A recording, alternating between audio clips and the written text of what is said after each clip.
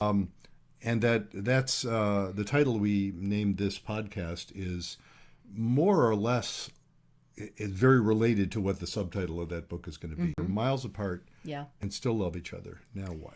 So first of all, how do couples go from that love romantic period and, everybody's so in love and then sometimes they get married, sometimes they don't, but then start drifting miles apart. An idea that what keeps us wanting to be in a couple is when two sets of needs are adequately fulfilled. And the two sets of needs I call stability and intimacy. Well, oftentimes what drives couples to be miles apart is that they're good with the stability part, but they don't have the intimacy. The skills you need for stability are actually somewhat in conflict with the skills you need for intimacy. That's the interesting. That's why the title of my upcoming book is The Passion Paradox. The paradox is you need them both. The skills you need for stability are things like you need to be responsible, you need to be accountable, you need to be, mostly sober. Those are really important and really boring. Intimacy, the way I define intimacy, is that it's when you are present and honest with yourself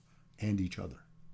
That's the key skill you need for intimacy, is to tolerate anxiety. That concept that, the chief skill for intimacy, really, the chief skill for relationships, is to be able to be just moderately annoyed without losing your shit.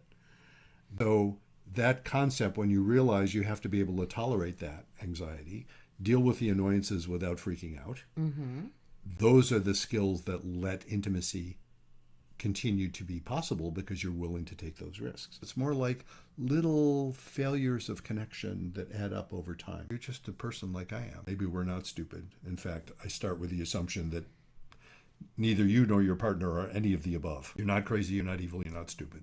It's painful, but that's healing too. But whether or not you break up, what I want for people who are working with me or reading the book or working with anybody is healing, is that sense of healing.